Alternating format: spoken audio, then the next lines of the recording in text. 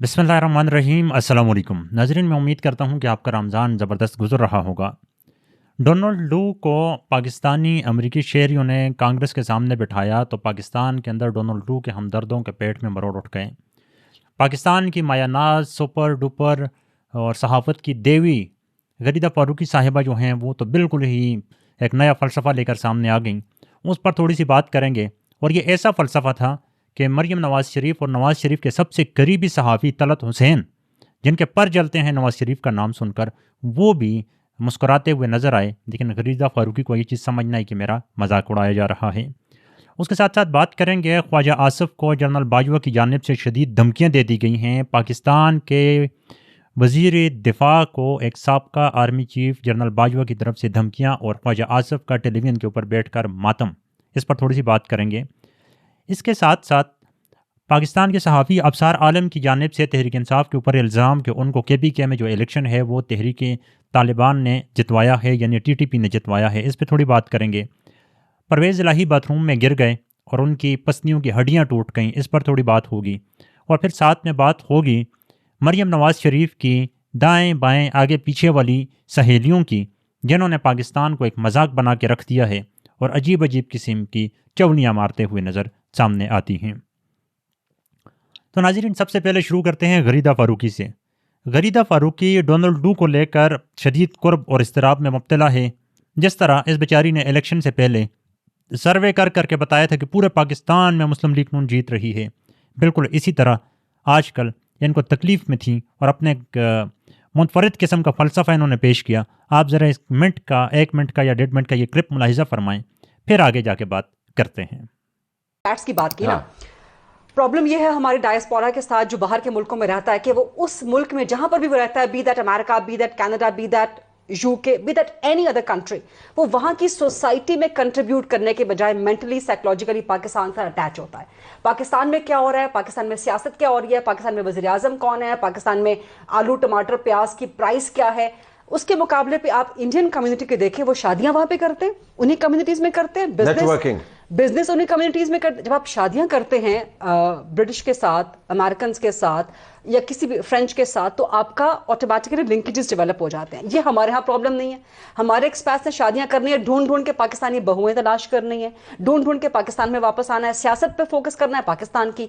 वहां की सियासत में उनका उतना फुटप्रिंट नहीं है, वहां की इकोनॉमी में कहते हैं मोहब्बत बहुत है, अपने अपने अपने यही प्रॉब्लम, देश से मोहब्बत बहुत है, गांव से मोहब्बत बहुत है, तो बाज मोहब्बत के नताज फिर शादी पे ही मुंतज होते हैं। रिप्रेजेंटेशन वहां पे आप जब साइकोलॉजिकली कंफ्यूज्ड हैं, डिवाइडेड हैं अपनी आइडेंटिटी के बारे में, वो नहीं एग्री नहीं कर कि आप पाकिस्तान में रहने वाले पाकिस्तानी हैं या आप अमेरिका में रहने वाले पाकिस्तानी हैं। बहुत कम होता है कि वो सर खुजाने लग जाए आपकी बातों की, लेकिन अभी सर खुजा रहे हैं इस वक्त। सो आप जानना चाहते हैं मुशर्रफ? नहीं, आप कंप्लीट कीजिएगा। मैं चाहता हूं मैं नहीं समझती मजीद इस तरह में मुब्तला नहीं। मैं नहीं समझती कि जो एक्सपैट्स की तरफ से आपको रिप्रेजेंटेशन पाकिस्तान की पॉलिटिक्स की, पाकिस्तान की सोसाइटी की नजर आती है, वो कंप्लीट रिप्रेजेंटेटिव, वो 100% रिप्रेजेंटेशन नहीं है। आपने गरीदा फ़ारूकी का ये क्लिप मुलाहिज़ा किया, शादियाँ और पता नहीं क्या और क्या और क्या अजीब अजीब से फ़लसफ़े उन्होंने उठा के रख दिए।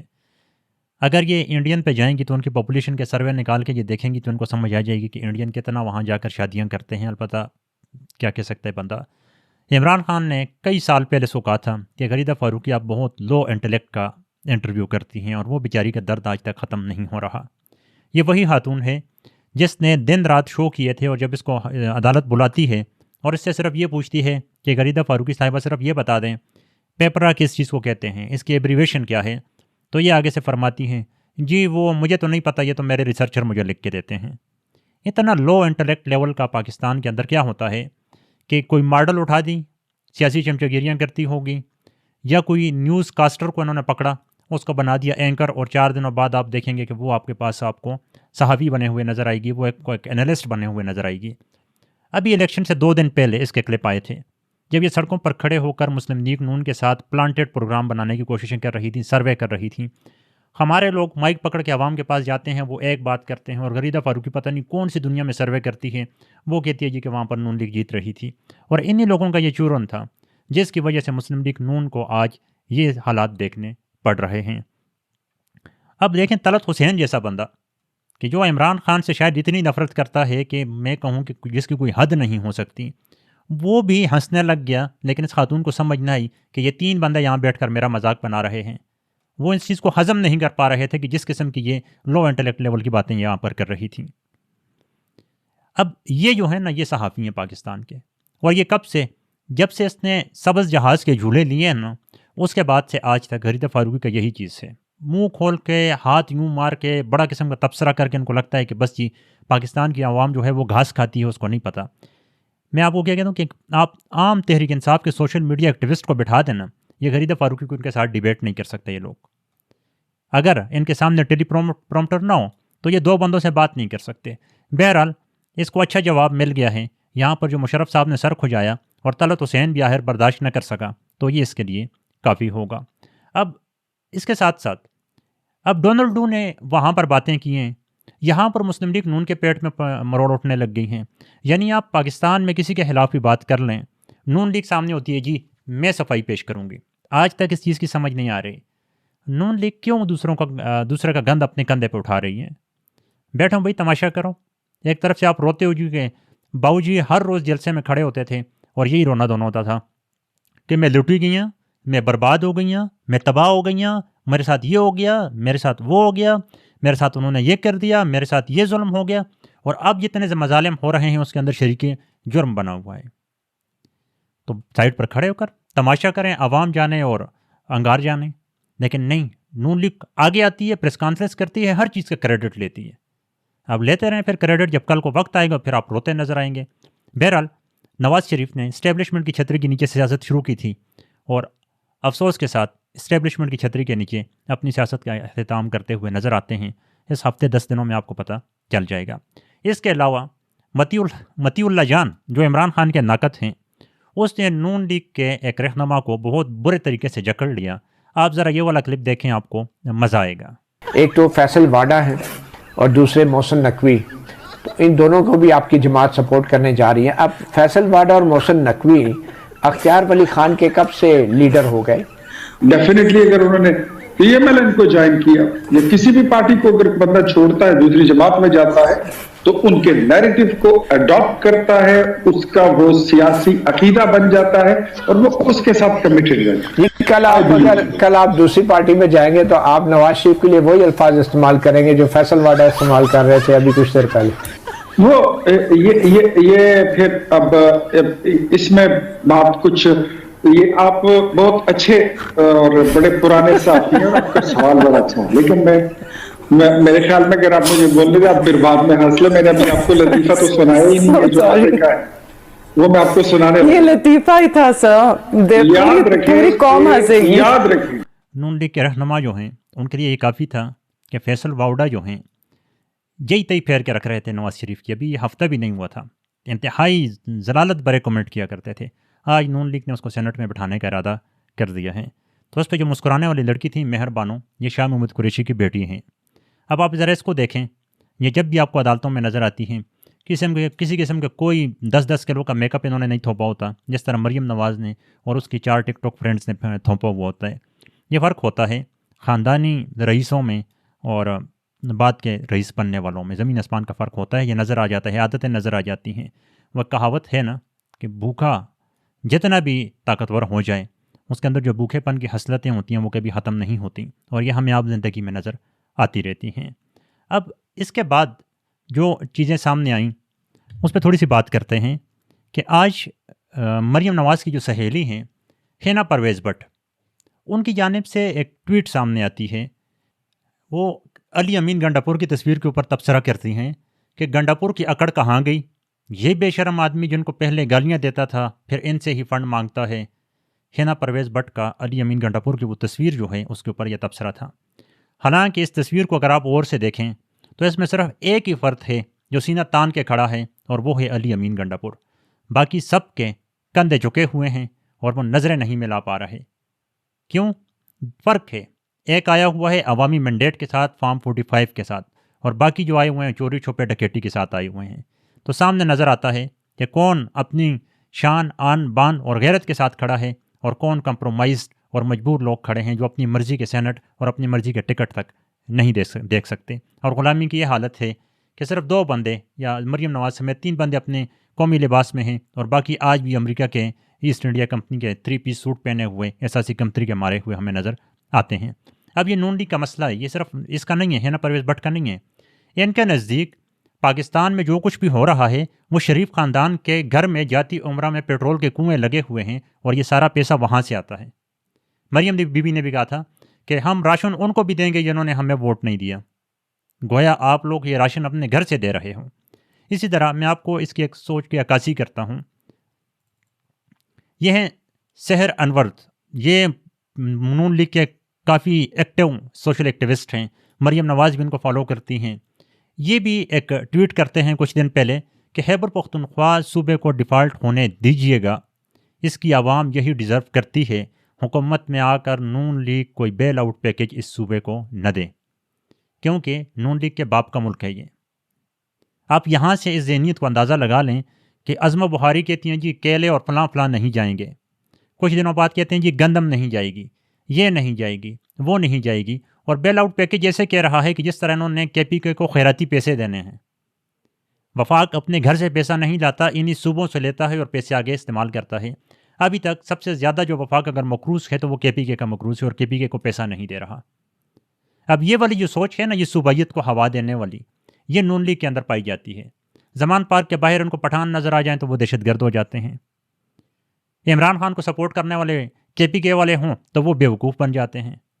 یعنی آپ نون لیگ کو سپورٹ کریں، آپ پاکستان کے سب سے اچھے صحافی بھی بن سکتے ہیں، آپ پاکستان کے سب سے اچھے انالسٹ بھی بن سکتے ہیں، آپ پاکستان کے محب وطن شہری بھی بن سکتے ہیں، آپ بھلے کپڑے اتار کر سڑکوں پر ناچیں، بس نون لیگ کو سپورٹ کریں، آپ سے بہتر انسان دنیا میں نہیں ہو سکتا۔ اب یہ اندازہ کریں کہ کیوں کے پی کے کا بیل آؤٹ پیکج روکیں، اور کیا گنڈا پور جو ہے یہاں پر وہ کوئی عام لیول پہ گیا ہے؟ اس کو کے پی کے کی عوام نے ووٹ دیا ہوا ہے اور وہ ایک وزیر اعلیٰ کی حیثیت سے وہاں پر جا کر کھڑا ہے۔ کوئی خالہ جی کے گھر نہیں ہے کہ آپ لوگ اس طرح کے تانے دیتے ہوئے نظر آئیں گے۔ یہ جو تانے ہیں نا، یہ بعد میں جا کے بہت گلے پڑ جاتے ہیں۔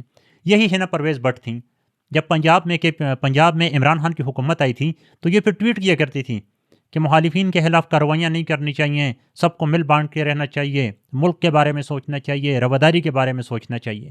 جب تحریک انصاف رواداری کی بات کرتی ہے تو یہ لوگ گلے سے پکڑنے لگ جاتے ہیں، جب وہ ان کو ڈنڈا دیتے ہیں، زور دیتے ہیں، تو پھر یہ آگے سے کہتے ہیں جی ملک تباہ ہو رہا ہے اور تحریک انصاف جو ہے رواداری پہ نہیں چل رہی۔ تو یہ وہ چیزیں ہیں نون لیگ کے اندر جس کو سدھارنے کی ضرورت ہے۔ اگر نہیں سدھاریں گے تو یہ جو پنجاب کی پارٹی رہے گی اب 4 حلقوں کی، تو یہ یہاں سے بھی ختم ہوتے ہوئے آپ کو نظر آئے گی۔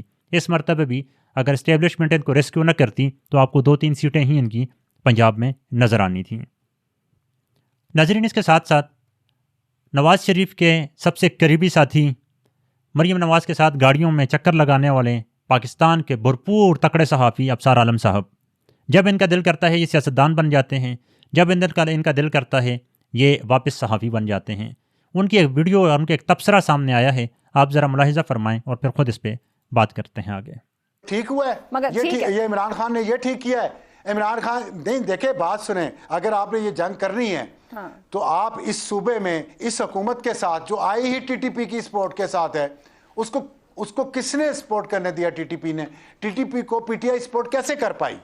یہ بھی تو سوال پوچھا جانا چاہیے۔ اب یہ دیکھیں، کے پی کے میں جو گورنمنٹ آئی ہے یہ ٹی ٹی پی کی آئی ہے۔ آپ بیٹھے نا گوگل پہ سرچ کریں کہ 15 جنوری سے لے کر 8 فروری تک کے پی کے میں کتنے تحریک انصاف کے کارکنان پر گولیاں چلی ہیں۔ ریحان زیب زندگی ہار گیا۔ بلوچستان میں جائیں تو صدام ترین کی ریلی پر خودکش دھماکے ہوتے ہیں، گولیاں چلتی ہیں، تحریک انصاف سے سیٹیں چھین لی جاتی ہیں، اور یہ بزرگ یہ کہتے ہیں جی تحریک انصاف کو ٹی ڈی پی نے کے پی کے سے جتوایا ہے۔ حالانکہ 7 دن پہلے یہی بندہ بیٹھا ہوا تھا جب مینڈیٹ پی ٹی آئی کو مل گیا ہے، سارا کچھ پی ٹی آئی کو ملا ہے، جمہوری طور پر پی ٹی آئی کا حق بنتا ہے، اب اچانک ان کو دوبارہ چیئرمینی کے ارمان جاگ چکے ہوں گے۔ یعنی یہ تماشا بن چکا ہے پاکستان کے اندر۔ نواز شریف کے اقتدار آئیں، چیئرمین بن جاؤ، مشیر بن جاؤ، اسپوکس پرسن بن جاؤ اور مزے کرو، پھر اتر جاؤ، پھر صحافی بن جاؤ۔ اب یہ لوگ پھر اٹھتے ہیں عمران ریاض خان کو یا ارشد شریف کو، ان صحافیوں کو سبق پڑھاتے ہیں جو کم از کم آج تک کسی سرکاری عہدے پر تو نہیں رہے۔ اور ٹی ٹی پی کی انہوں نے ہر دوسرے بندے نے یہ بکواس لگائی ہوتی ہے کہ ٹی ٹی پی کو عمران خان نے، ٹی ٹی پی کو عمران خان نے، اور ٹی ٹی پی اسٹیٹ کا اسٹیٹ کا مسئلہ ہے، صرف عمران خان کا مسئلہ نہیں تھا. ہر بندہ یہ چاہتا تھا کہ ٹی ٹی پی کے ساتھ امن مذاکرات کیے جائیں، ان کو راضی کیا جائے اور صوبے میں سے دہشت گردی کو ختم کر دیا جائے. عمران خان کے جانے کے بعد یہ مذاکرات جاری نہیں رہے. کیا عمران خان کے جانے کے بعد جب خواجہ آصف وزیر دفاع تھا، بلاول بھٹو زرداری جو ہے پاکستان کے وزیر خارجہ تھے، یہ دورے نہیں ہوتے رہے؟ کیا جہاز بھر بھر کے علماء کے ہم افغانستان نہیں بھیجتے رہے؟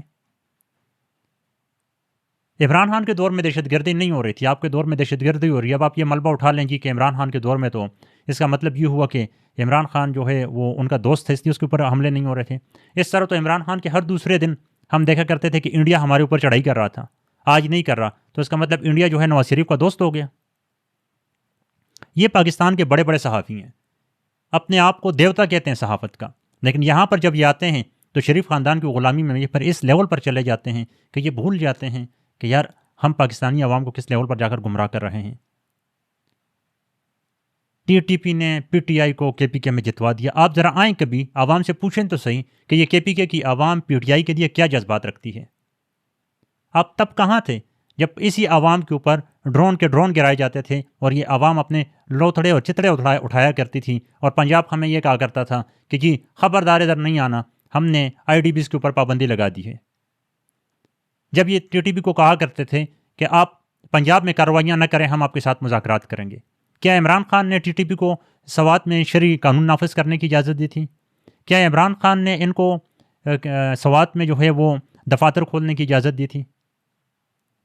تو یہ جو صحافی ہیں یہ آپ کو گمراہ کرتے ہیں. یہ چیزیں یاد رکھا کریں. ٹی ٹی پی سے مذاکرات ہو گئے، یہ بین الاقوامی جتنی بھی آپ کی پالیسیاں ہوتی ہیں یہ پوری اسٹیٹ طے کرتی ہے، یہ ایک بندہ طے نہیں کر سکتا. ہاں یہ ہے کہ جب یہ کر دیتے ہیں بعد میں یہ گھونٹ نہیں سکتے تو پھر پیچھے ہو جاتے ہیں. اور عمران خان کا یہ تھا کہ وہ کھڑا ہو گیا اور وہ پیچھے نہیں ہوا. اس نے کہا یہ میرا ملک ہے اور ہم اپنے فیصلے خود کریں گے. اس کے ساتھ ساتھ ناظرین تھوڑی سی بات کریں گے پرویز الہی پر. پرویز الہی وہ بندہ تھا جس کے بارے میں سارے کہا کرتے تھے کہ یہ اسٹیبلشمنٹ کا بندہ ہے. میں خود کہا کرتا تھا اور مجھے آج تک یقین نہیں ہو رہا تھا، بلکہ کافی عرصے تک میں اس چیز میں شکوک و شبہات میں رہا. لیکن اندازہ کریں کہ وہ پرویز الہی جس کے پاس پنجاب کی سی ایم شپ تھی، وزیر اعلیٰ تھا پنجاب کا، اور اسٹیبلشمنٹ کا سب سے قریبی بندہ مانا جاتا تھا، وہ پرویز الہی ڈٹ کے کھڑا ہوتا ہے، جیلیں برداشت کرتا ہے، آج جیل میں گر جاتا ہے باتھ روم میں، اس کی 4 پسلی کی ہڈیاں ٹوٹ جاتی ہیں اور وہ آج بھی یوں کھڑا ہے. اس کے مقابلے میں نواز شریف ہر 4 سال بعد، ہر 3 سال بعد اسٹیبلشمنٹ کے ساتھ، لوگوں کے ساتھ ڈیل اور بھاگنا، اور اس کے بعد آ کے پاکستان میں کھڑے ہو جانا، میں لٹی گئیاں، میں برباد ہو گئیاں. اس طرح پاکستان کا نظام آگے جائے گا، اس طرح یہ پاکستان کی جمہوریت کو آگے لے کے جائیں گے. تو ان چیزوں پر غور کریے گا کہ کب تک پاکستانی عوام کو یہ چورن دیا جائے گا کہ آپ آئیں، آپ ڈیل کریں، پہلے نواز شریف کی باری، پھر زرداری کی باری، پھر اسٹیبلشمنٹ کی باری، پھر نواز شریف کی باری، پھر زرداری کی باری، پھر اسٹیبلشمنٹ کی باری. پچھلے ہم اگر 40 سال کو دیکھیں تو یہ نظام اسی طرح چل رہا تھا. اس میں صرف ایک دفعہ عمران خان آیا 3.5 سال کے لیے، اور جیسے ہی وہ آیا یہ تینوں کردار اکٹھے ہو گئے. عمران خان کے خلاف ثبوت لائیں، خاندانی قسم کے ثبوت لائیں، پھانسی چڑھا دیں، عوام آپ کے ساتھ ہوگی. آپ نے ایک بندے کے اوپر 200 پرچے کر دیے اور آج تک آپ ایک ثبوت عدالت میں پیش نہیں کر سکے.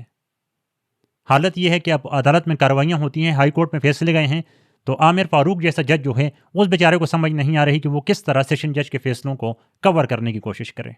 بہرحال اپنی رائے ضرور رکھیے گا کہ پاکستان کے یہ جو صحافی ہیں اپنی چیئرمینیوں کے لیے، اپنی مشیریوں کے لیے، اپنی وزارت اعلیٰ کی کرسیوں کے لیے جو اس طرح کے ننگ دڑنگ جھوٹ بولتے ہیں، اور پھر جب پاکستان کی عوام ان کو آگے سے جواب دیتی ہے تو پھر یہ روتے ہیں کہ یہ ہمیں ٹرول کیا جا رہا ہے. اب اس کو ٹرول تو نہیں کہہ سکتے نا، جب یہ اپنا انالیسس دے سکتے ہیں. اسی طرح اللہ تعالیٰ نے پاکستان کے ہر نوجوان کو یہ حق دیا ہوا ہے کہ وہ ان کے پروپیگنڈے، ان کے جھوٹ اور صرف شریف خاندان یا زرداری خاندان کی بالادستی کو جمہوریت کی بالادستی کہنے پر ان کو ایکسپوز کرے، اور یہی ہم سب پر لازم و مظلوم ہے. اجازت دیں، پھر ملیں گے. اللہ حافظ.